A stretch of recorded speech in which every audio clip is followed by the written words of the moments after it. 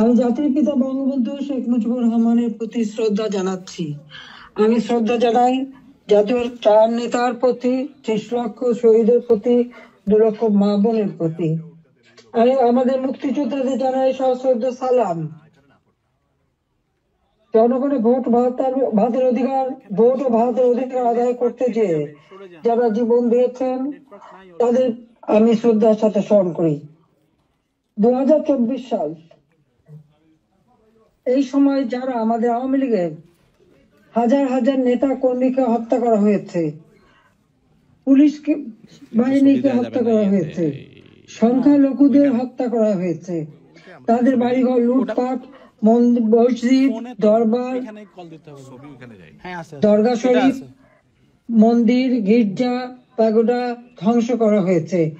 আর আমাদের আওয়ামী লীগের সম্পূর্ণ জেলা, উপজেলা, ইউনিয়ন পর্যায় পর্যন্ত বাড়ি ঘর, ব্যবসা প্রতিষ্ঠান অগ্নিসংযোগ করা হয়েছে, প্রতিটি প্রতিষ্ঠানে অগ্নিসংযোগ করা হয়েছে, লুটপাট করা হয়েছে। আর এই থানাগুলিতে আগুন দেওয়া হয়েছে, পুড়িয়ে পুলিশ হত্যা করেছে।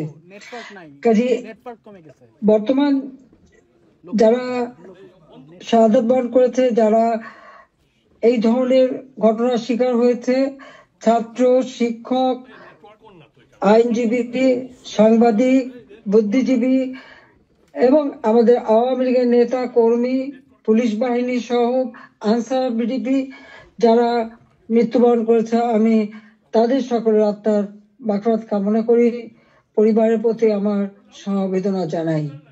আমি জাতীয় চার নেতার প্রতি শ্রদ্ধা জানাই। 15ই আগস্ট বাঙালির জীবন একটা কলঙ্কময় অধ্যায়। সেদিন হারিয়েছে আমি আমার বাবা, মা, ভাই সকলকে। আমার মা বেগম ফজিলাতুন্নেসা, আমার 3 ভাই কামাল, জামাল, রাসেল, কামাল জামালের নবপরিণীত বধূ সুলতানা রুজি, আমার একমাত্র চাচা শেখ আবু নাসের, মুক্তিযোদ্ধা আমাদের শেখ ফজলুল হক মনি, তার অন্তঃসত্ত্বা স্ত্রী, আব্দুল হক সানিয়াবাদ, তার 13 বছর মেয়ে বেবি, 4 বছরের নাতি সুকান্ত, 10 বছরের ছেলে আরিফ, তার ভ্রাতুষ পুত্র ভাগ্নে সহ 15 আগস্টে যারা শাহাদাত বরণ করেছেন, আমি তাদের আত্মার মাগফিরাত কামনা করি। আমার বাবার military secretary brigadier Jamil Uddin এবং পুলিশ অফিসার সিদ্দিকুর রহমানকে আমি শ্রদ্ধা জানাই। আজকে আমি আপনাদের সাথে কথা বলতে চেয়ে বারবার মনে পড়ছে যে বাংলাদেশের প্রতিটি অর্জনের সাথে আমাদের প্রবাসী বাঙালিদের অবদান রয়েছে। সে আগরতলা ষড়যন্ত্র মামলা থেকে জাতির পিতাকে মুক্ত করা থেকে শুরু করে আমাদের মহান মুক্তিযুদ্ধে, এবং সেই 2007 সালে যখন আমাকে দেশে ফিরতে বাধা দিয়েছিল তখনকার সরকার, সে সময়ও আপনাদের সকলের সহযোগিতা পেয়েছি। আজকেও যখন বাংলাদেশ অত্যন্ত একটা কঠিন সময়ের মধ্য দিয়ে যাচ্ছে, একটা ফ্যাসিস্ট সরকারের অধীনে বাংলাদেশের মানুষের মৌলিক অধিকার, বেঁচে থাকার অধিকার সবই হরণ করা হয়েছে। সারা বাংলাদেশ জ্বলছে, প্রতিটি প্রতিষ্ঠান আগুন দিয়ে পোড়ানো। সেই অবস্থায়ও প্রবাসীরা আজকে নির্যাতিত নিপীড়িত মানুষের পাশে আছেন। আমি আপনাদের প্রতি কৃতজ্ঞতা জানাই, আন্তরিক ধন্যবাদ জানাই এই চরম দুঃসময় মানুষের পাশে দাঁড়ানোর জন্য। বাংলাদেশ, যে বাংলাদেশকে আমরা গড়ে তুলেছিলাম জাতির পিতার স্বপ্নের বাংলাদেশ হিসেবে, ক্ষুধা দারিদ্র্যমুক্ত বাংলাদেশ হিসেবে, অর্থনৈতিকভাবে বাংলাদেশ উন্নত হয়েছিল, কিন্তু আজকে আমরা দেখি যে একে একে সব ধ্বংস করা হয়েছে। আজকে এমন একটা সরকার ক্ষমতায় যাদের হাতে এদেশে 30 লক্ষ মানুষ শহীদ হয়েছে, আমাদের বুদ্ধিজীবীদের হত্যা করা হয়েছে। এই 14 ডিসেম্বর বুদ্ধিজীবী হত্যা দিবস, সেই সময় ওই নিজামী, মুজাহিদ থেকে শুরু করে এরা তো তখন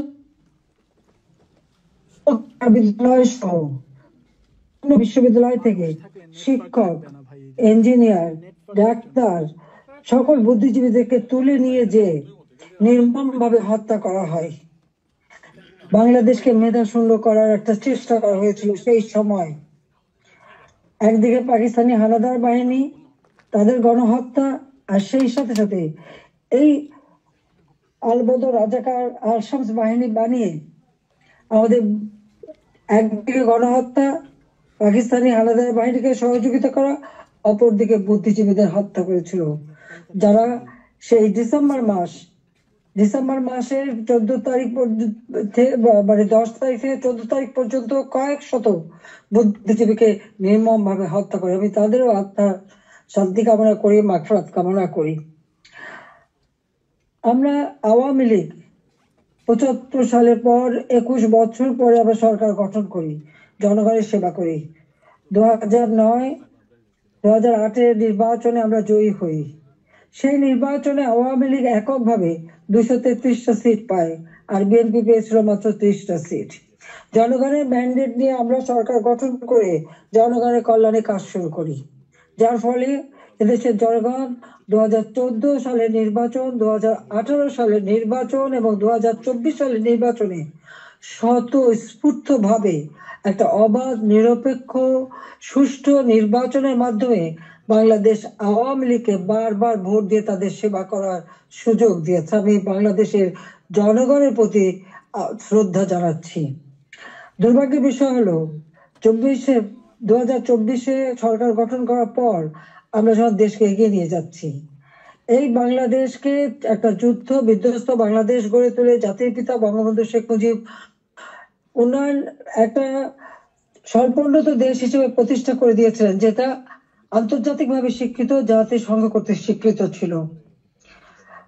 সেই স্বল্পোন্নত দেশকেই আওয়ামী লীগ সরকার গঠন করার পর 2009 সাল থেকে 24 সাল এই সময়ের মধ্যে, বিশেষ করে 2021 সালে 20 সালে যখন আমরা জাতির পিতার জন্ম শতবার্ষিকী উদযাপন করি, 21 সালে যখন স্বাধীনতা সুবর্ণ জয়ন্তী উদযাপন করি, সেই সময় বাংলাদেশকে আমরা উন্নয়নশীল দেশের মর্যাদায় অধিষ্ঠিত করি।